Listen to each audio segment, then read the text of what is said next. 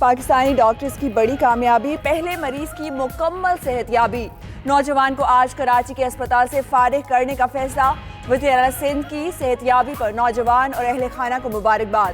ادھر تفتان سے 1500 سے زائد زائرین کو آبائی علاقوں میں پہنچانے کی تیاریاں۔ پٹرول قیمتیں 7.5% تک گر گئیں۔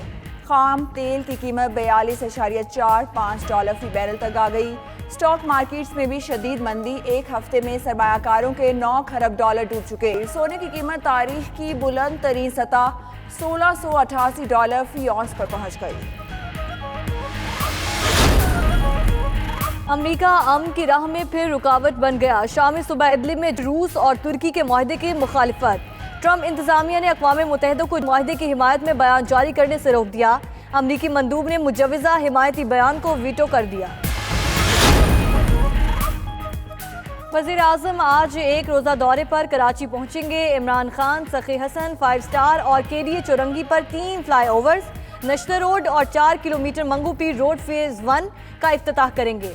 25 ارب روپے کے کراچی پیکج کی منظوری نون لیگ نے اپنے دور میں دی تھی۔ کراچی والوں کے لیے خوشخبری، سپریم کورٹ کا 1995 کی سرکولر ریلوے بحال کرنے کا حکم۔ سپریم کورٹ رجسٹری میں اجلاس، سندھ اور وفاقی حکومت نے بریفنگ دی۔ چیف جسٹس گلزار احمد نے کہا سرکولر ریلوے کی راہ میں تمام رکاوٹیں ختم کی جائیں، گرین لائن اور دیگر منصوبوں کے لیے انڈر پاسز اور فلائی اوورز بنائے جائیں۔ عدالت کا کراچی کے لیے سی پیک منصوبہ جاری رکھنے کا بھی حکم۔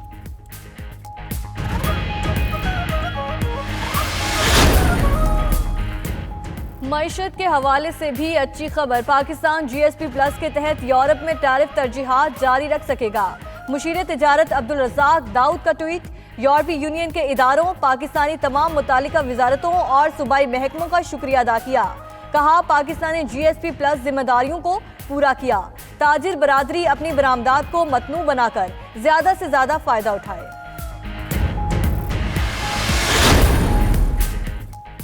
حج درخواستوں کی وصولی میں 2 روز کی توسیع کر دی گئی۔ ترجمان وزارت مذہبی امور کے مطابق حج درخواستوں کی وصولی 8 مارچ تک جاری رہے گی۔ نامزد بینکس آج اور کل درخواستیں وصول کریں گے۔ سرکاری حج اسکیم کی قرعہ اندازی 12 مارچ کو ہوگی۔ ملک بھر سے 1,40,000 حج درخواستیں بینکس کو موصول ہوئی ہیں۔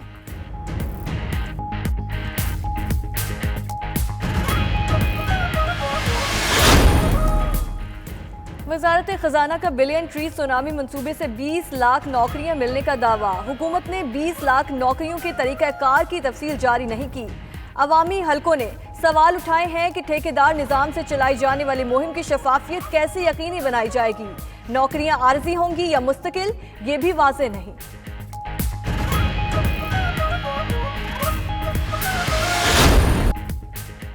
زندگی بھر سب کو ہنسانے والا سب کو رلا گیا، کامیڈی کنگ امان اللہ خالق حقیقی سے جا ملے۔ لاہور میں تدفین ہے۔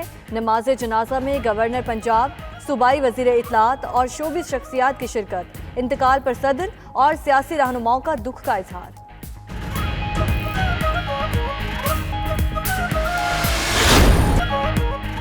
اور قذافی اسٹیڈیم میں PSL کا میچ بارش کے باعث بے نتیجہ ختم۔ ملتان سلطانز اور کراچی کنگز کو 1-1 پوائنٹ مل گیا۔ پاکستان سپر لیگ میں آج 2 میچز کھیلے جائیں گے۔ پشاور زلمی کا مقابلہ اسلام آباد یونائیٹڈ سے راولپنڈی اسٹیڈیم میں ہوگا۔ قذافی اسٹیڈیم میں ہونے والے دوسرے میچ میں لاہور قلندرز کوئٹہ گلیڈیٹرز کے مد مقابل ہوگی۔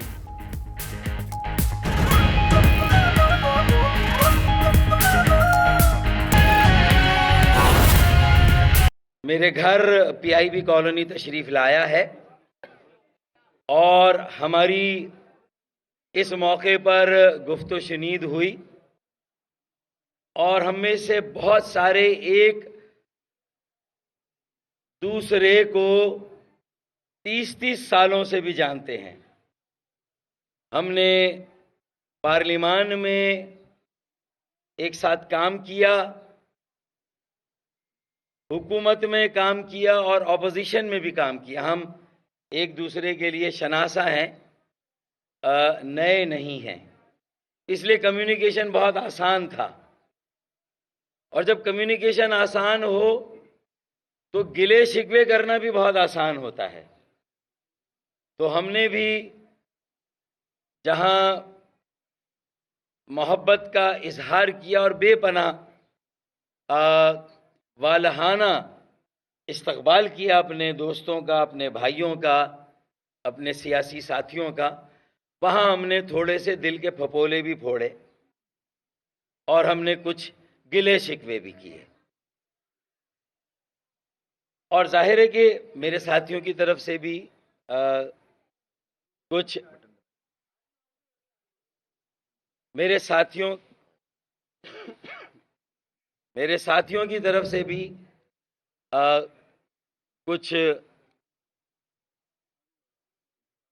ان کی طرف سے بھی کچھ شکایات تھیں. یقیناً ہم نے جو گفتگو کی اس کا خلاصہ یہ ہے کہ اس وقت ملک نہ انتہائی سیاسی رسہ کشی کا متحمل ہو سکتا ہے، اور خاص طور پہ جو سنگین معاشی بحران ہے، معیشت کا جو حال ہے، مہنگائی اور بے روزگاری آسمان سے بھی اوپر چلی گئی ہے، اور ایک عام پاکستانی صرف دیوار سے نہیں لگا بلکہ وہ دیوار میں چنوا دیا گیا ہے. ضرورت ایک وسیع تر سیاسی مفاہمت اور ایک قومی ایجنڈے کو وضع کرنے کی ہے. ضرورت اس بات کی ہے کہ جہاں ہم سیاسی جمہوری عمل اور نظام کو مضبوط اور مستحکم بنانے کی بات کرتے ہیں، وہیں ایک قومی ایجنڈا بھی وضع ہو جس میں ہمارا فوکس معیشت پر ہونا چاہیے.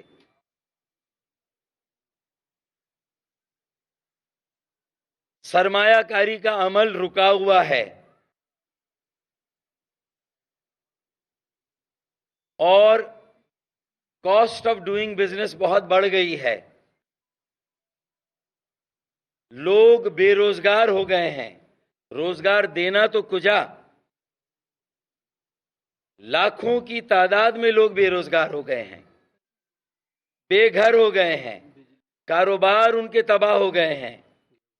گیس بجلی کے بل ریکارڈ توڑ مہنگائی کا سبب بنے ہیں.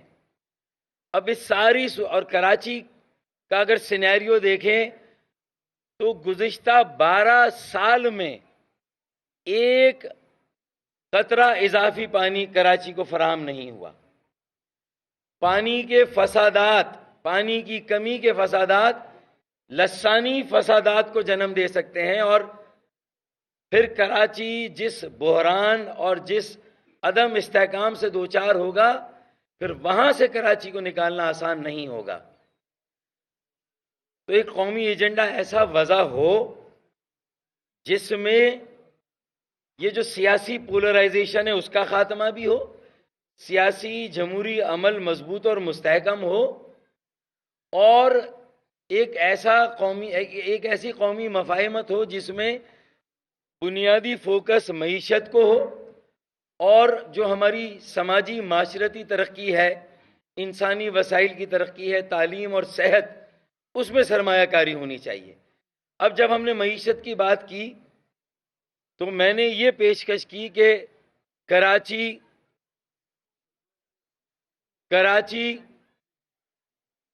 اب ہمیں پیکج اور خیرات نہیں چاہیے.